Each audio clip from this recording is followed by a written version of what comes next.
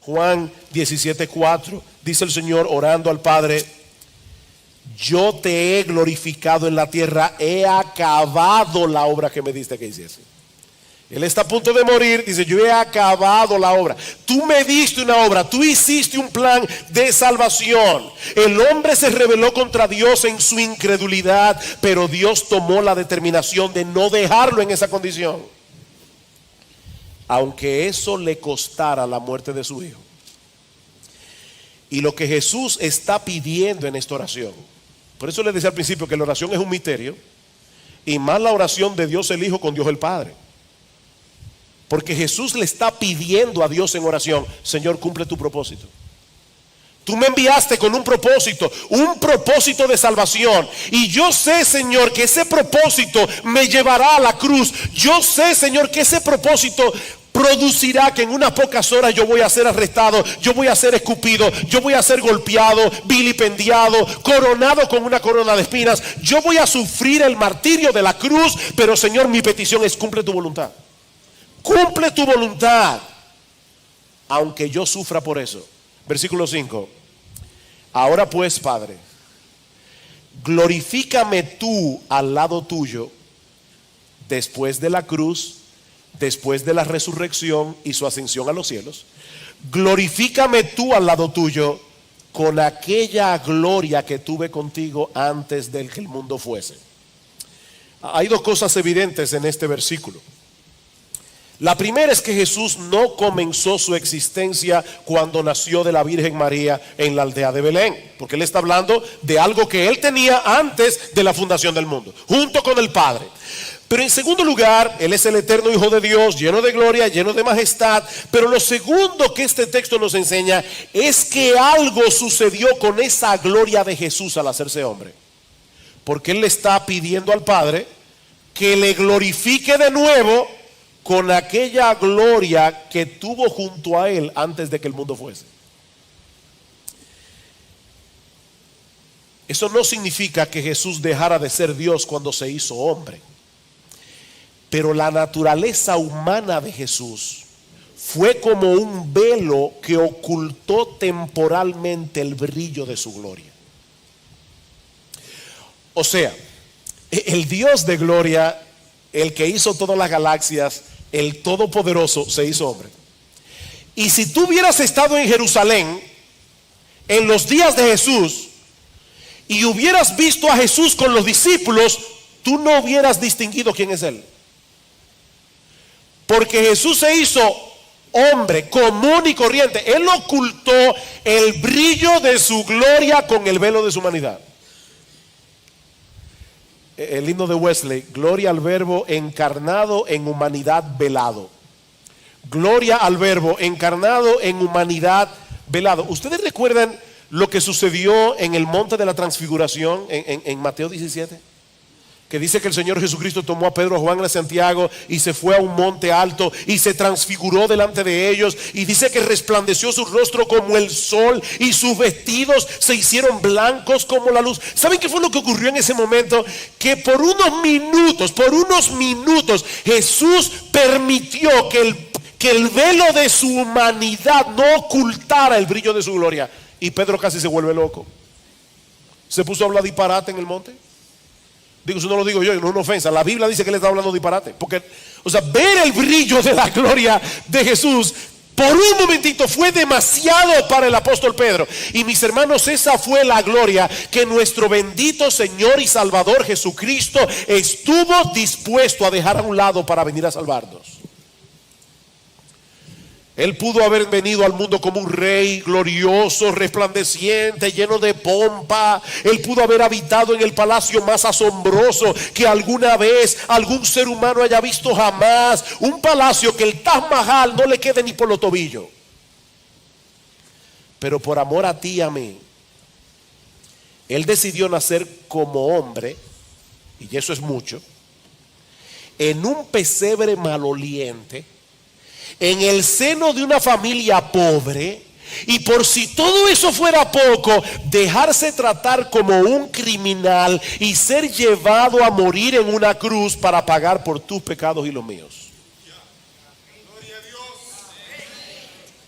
Lo sorprendente de todo esto es que ese mismo proceso de humillación que Jesús sufrió voluntariamente es el medio a través del cual el Padre es glorificado en el Hijo y nosotros somos beneficiados con el don de la vida eterna, que es conocerle a Él y tener comunión con Él. Ese es el proceso que Pablo describe en Filipenses capítulo 2. Que Jesús, siendo en forma de Dios, no estimó el ser igual a Dios como cosa que aferrarse, sino que se despojó a sí mismo, tomando forma de siervo, hecho semejante a los hombres, y estando en la condición de hombre, se humilló todavía más, haciéndose obediente hasta la muerte y muerte de cruz. Pero el pasaje no termina ahí. Y gloria al Señor que el pasaje no termina ahí. Pablo sigue diciendo que fue precisamente por causa de esa dolorosa obediencia que Dios también lo exaltó hasta lo sumo y le dio un nombre que es sobre todo nombre, para que en el nombre de Jesús se doble toda rodilla de los que están en los cielos y en la tierra y debajo de la tierra, y toda lengua confiese que Jesucristo es el Señor, para la gloria de Dios el Padre. ¿Saben qué es lo que Pablo está describiendo en Filipenses capítulo 2? La respuesta del Padre a la oración de Jesús en Juan 17.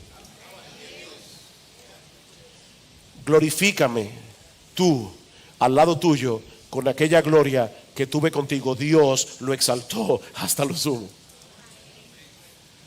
Jesús recibe gloria por causa de su humillación. El Padre es glorificado en la humillación y la gloria del Hijo, y nosotros recibimos de pura gracia el perdón de todos nuestros pecados y el don de la vida eterna. Ahora bien, a la luz de todo lo que hemos visto hasta aquí, ahora yo les pregunto, ¿cuál era la mayor preocupación del Señor Jesucristo en esa primera petición de Juan 17? ¿Era su propia gloria?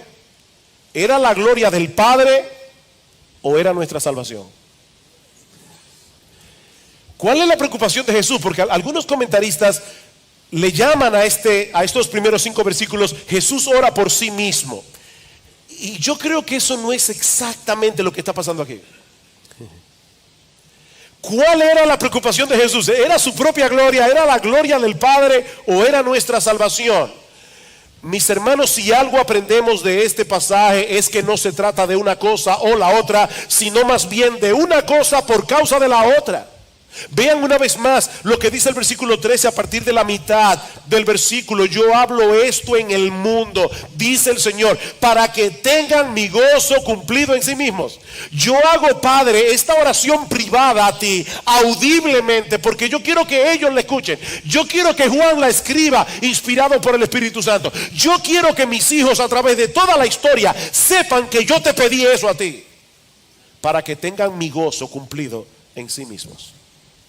Jesús quería que los discípulos entendieran que la gloria del Padre a través de la gloria del Hijo es el punto focal del plan de salvación, y que nuestro gozo depende, óyeme bien, mi hermano, nuestro gozo depende de saber esa realidad y vivir en consecuencia. Mi hermano, tú y yo necesitamos entender lo que Jesús está pidiendo aquí. La mayoría de nosotros venimos a la iglesia esperando que el predicador toque algún tema relevante, ¿verdad que sí? Por supuesto, para nosotros la palabra relevante significa: yo quiero que me hable de cómo luchar eficazmente con la ansiedad.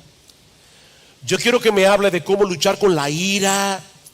Yo quiero que el predicador me explique a través de la palabra cómo yo puedo vencer el temor. ¿Cuáles son los principios que me van a ayudar a tener un mejor matrimonio? ¿Cómo yo puedo criar mejor a mis hijos? Y no me malentiendan, hermanos, no es que haya nada de malo en abordar estos temas desde el púlpito. Ahora, déjenme hacerles una pregunta, y por favor sean honestos. Sean honestos. Si el miércoles en el culto de oración se hubiera avisado de antemano El pastor Sugel este domingo en la mañana va a predicar acerca de la glorificación del Padre a través de la glorificación del Hijo. ¿Cuántos habrían venido a la iglesia hoy en la mañana entusiasmados y pensando, wow, eso era exactamente lo que yo necesitaba oír? No sea deshonesto.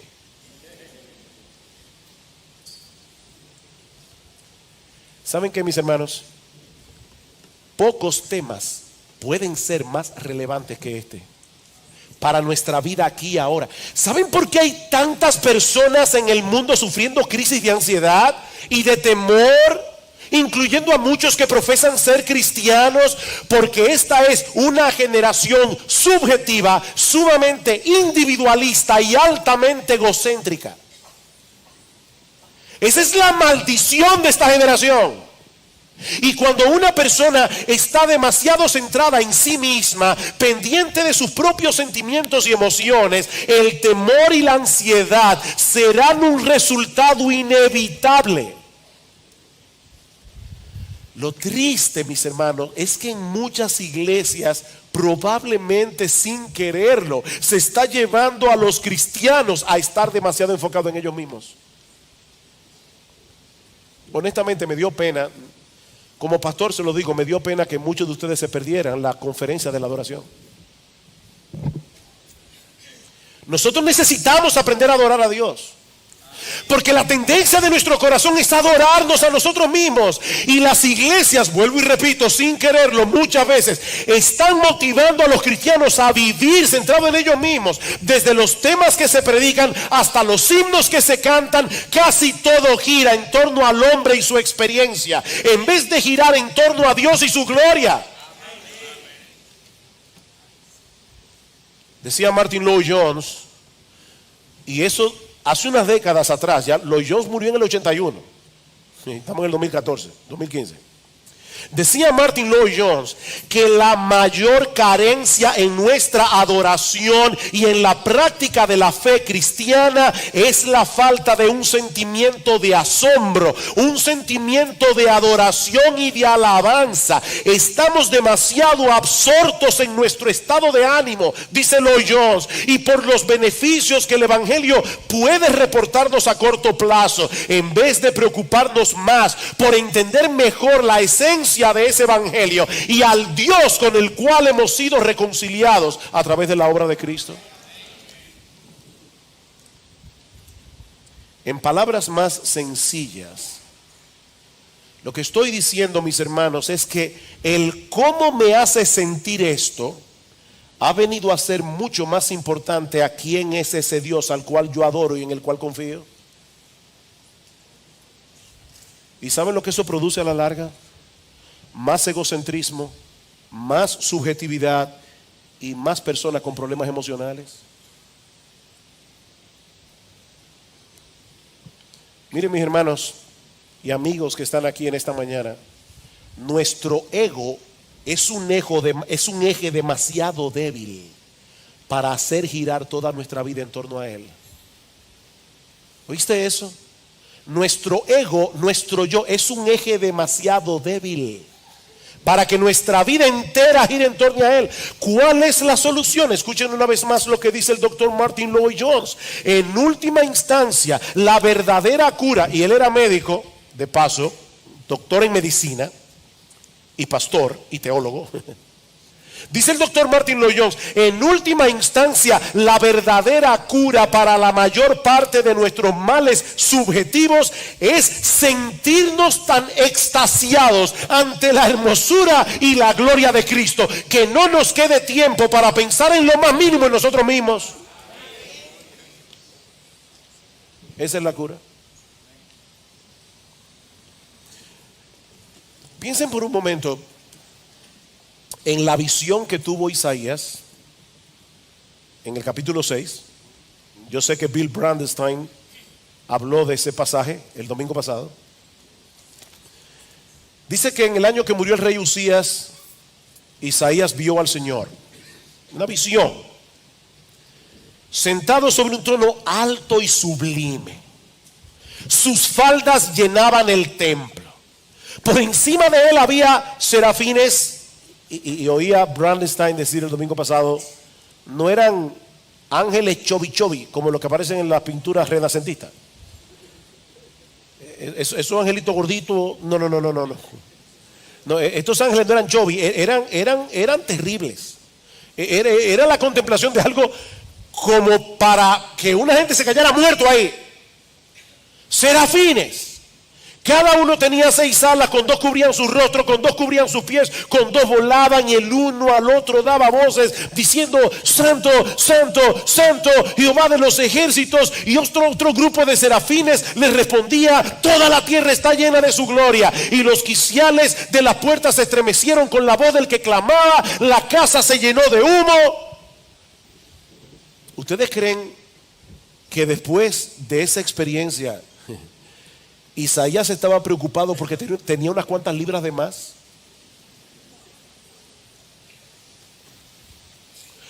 ¿O porque llegó al templo el sábado y un hermano le pasó por al lado y no lo saludó? Mis hermanos, cuando un hombre adquiere la perspectiva de Dios que tuvo Isaías, las cosas triviales desaparecen. Nosotros somos una generación que vive absorta en cosas que son estúpidas y que son triviales y que no valen la pena. Por eso es tan importante colocar esta oración en su contexto. Al final del discurso del aposento alto, ¿ustedes recuerdan cuál era el problema de los discípulos esa noche? Ellos estaban confundidos, ellos estaban turbados, porque Jesús se iba. Y el Señor les hace ver en el discurso que su partida era necesaria para el beneficio de ellos. Pero ahora, a través de su conversación privada con el Padre, los está ayudando a entender que hay un propósito más alto en todo lo que Él vino a hacer a este mundo, y era la gloria del Padre a través de la gloria del Hijo. Es de eso que se trata todo esto.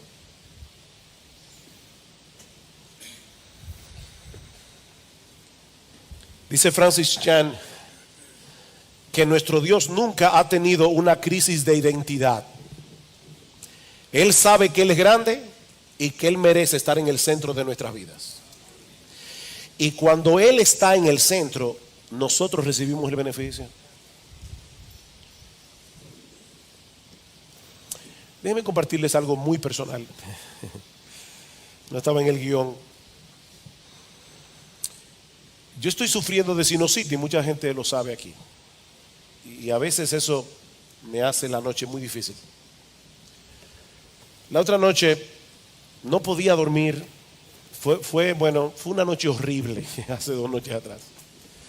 Y yo veía las horas pasar, las 2 de la mañana, las 3 de la mañana, las 4 de la mañana, las 5 de la mañana, mucho sueño, no poder dormir. Pero yo he estado leyendo algo sobre el libro de Job últimamente. Y cómo el diablo le dice a Dios: ¿tú crees que Job te sirve de balde? Quítale lo que tú le has dado y tú vas a ver si no te maldice en tu misma cara. Y Dios le da permiso al diablo para tocar a Job, para que Job sufriera lo que él sufrió y mostrar que aún así se iba a mantener apegado a Dios. Yo le decía a mi esposa ayer, hubo momentos anoche en que yo me desesperé mucho, pero venía esto a mi mente y yo decía: Señor, si todo esto es para que yo pueda mostrarle al mismo diablo que tú me bastas, aunque yo no duerma. Amén, gloria a ti. Está bien, Señor, no es lo que yo quiero. Eso no me quitó la desesperación, pero me dio otra perspectiva. Yo le decía a Gloria en estos días hablando, cuán importante es la teología. Cuán importante es la teología para tener tu corazón en calma, para poder lidiar con estas cosas. Mis hermanos, ¿qué puede ser más eficaz para erradicar de nuestras almas el temor y la ansiedad que contemplar nuestros problemas a la luz de la gloria de Jesús? ¿Qué puede ser más mortal para nuestro orgullo, para nuestro egoísmo, para nuestro apego a las cosas de este mundo que una dosis diaria de la contemplación de esa gloria? No hay un tema en la vida cristiana que no esté relacionada con esto. Cuando Pablo quiso despertar la generosidad de los creyentes en la ciudad de Corinto, yo estaba pensando en estos días, ¿cómo es eso de que Dios ama al dador alegre? ¿Por qué Dios ama al que da alegremente? No al que da diciendo, tengo que dar mis ofrendas cada domingo a la iglesia porque si no me va a partir un rayo. No, Dios no ama ese tipo de personas. Dios ama al dador alegre porque el dar alegremente refleja mucho de lo que hay en el corazón. El dar alegremente refleja que para ti tu Dios no es el dinero. El dar alegremente muestra claramente que tu confianza está en Dios, no en tu cuenta bancaria. Y por eso Dios ama al dador alegre, porque eso revela mucho el corazón de un hombre. Y cuando Pablo quiso despertar la generosidad de los corintios, ¿cuál es el argumento que él usa? Ya conocéis la gracia de nuestro Señor Jesucristo, que por amor a vosotros se hizo pobre siendo rico, para que vosotros en su pobreza fueseis enriquecidos. Padre, glorifícame tú al lado tuyo con aquella gloria que tuve contigo antes que el mundo fuese. Para lidiar con el problema del orgullo en la iglesia de Filipos y las divisiones que el orgullo produce en la iglesia, ¿cuál es el ejemplo que Pablo pone delante de nosotros? Allá pues en vosotros este sentir que hubo también en Cristo Jesús, el cual siendo en forma de Dios no estimó el ser igual a Dios como cosa que aferrarse, sino que se humilló a sí mismo, haciéndose obediente hasta la muerte y muerte de cruz. Queridos hermanos, nuestra mayor necesidad como creyentes es poseer una perspectiva cada vez más clara y más profunda de la gloria, la hermosura y la majestad de nuestro gran Dios y Salvador Jesucristo. Eso es lo que más tú y yo necesitamos. Cuando esa gloria es colocada en el lugar que le corresponde, entonces y solo entonces podemos comenzar a disfrutar la vida en abundancia que Cristo compró para nosotros en la cruz del Calvario. ¿Qué aprendemos entonces de esta oración de Jesús con respecto a nuestra oración? Que al igual que Él, debemos pedirle al Padre que cumpla sus propósitos en nuestras vidas, que se haga su voluntad en la tierra tal como se hace en el cielo, aunque eso implique temporalmente dolor y aflicción para nosotros. Alguien me comentaba el otro día que había escuchado a un predicador, un gran predicador, preguntarle a la congregación: si el Señor te concediera una petición con la seguridad de que te la va a responder, ¿cuál sería? Y dice que este predicador, yo lo conozco, es un predicador enérgico, le dio unos minutos, unos segundos a la congregación para pensar en la respuesta. Y después le dijo: no, no pidan por la salvación de su esposo y de su esposa y de sus hijos. No pidan por salud. Pídanle a Dios que se haga su voluntad. Si Dios te pidiera, te dijera: dame una petición, ¿sabes cuál sería esa sola petición? Señor, que se haga tu voluntad y no la mía, porque es en esa voluntad que tú serás glorificado y mi alma será beneficiada, no importa lo que pase. Porque no hay un lugar más seguro en el centro de la tierra que estar en el centro de la voluntad de Dios. Y no es que no pidamos cosas particulares. Yo estoy hablando, si te dijeran: dame una petición, Señor, que se haga tu voluntad. Señor, que se haga tu voluntad y no la mía. Oh Dios, líbrame de que se haga mi voluntad. Dios recibirá gloria cuando se haga su voluntad. Y créeme, nosotros seremos grandemente bendecidos. Pero no quisiera concluir sin traer unas palabras de aplicación a cualquier persona que pueda estar visitándonos en esta mañana y que no haya recibido aún el perdón de sus pecados y el don de la vida eterna por medio de la fe y del arrepentimiento. Mi amigo, no olvides, estar desconectado de Cristo es estar desconectado de Dios. Y estar desconectado de Dios es estar alejado de la fuente de todo bien. Sin Él no hay vida. es estar alejado de la fuente de todo bien, aquí ahora, y recibir al final de tus días una condenación de miserias sin fin. Pero Cristo vino al mundo a restaurar nuestra comunión con Dios por medio de su muerte en la cruz del Calvario, para que todo aquel que en él cree no se pierda, mas tenga vida eterna. Esa es la dádiva de Dios. Ese es el regalo que Dios ofrece en el evangelio de pura gracia y que se obtiene únicamente por medio de la fe. Mi amigo, no continúes viviendo de espaldas a Dios, haciendo tu voluntad, procurando tu propia gloria, cuando el Señor te ofrece hoy por medio de Cristo el perdón de todos tus pecados y el don de la vida eterna, gratuitamente por gracia, por medio de la fe. Oh, que el Señor bendiga su palabra en esta mañana, trayendo a muchos con cuerdas de amor a la cruz del Calvario, para la gloria del Padre en la glorificación del Hijo. Vamos a orar. Padre, nosotros queremos darte gracias. Oh Señor, cuán sorprendente es oír esta conversación entre tu Hijo y tú. Gracias, Padre, por hacernos partícipes de esa conversación privada.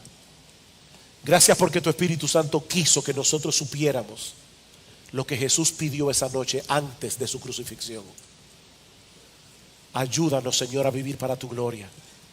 Ayúdanos, Señor, a colocar la gloria de tu Hijo en el centro de nuestras vidas.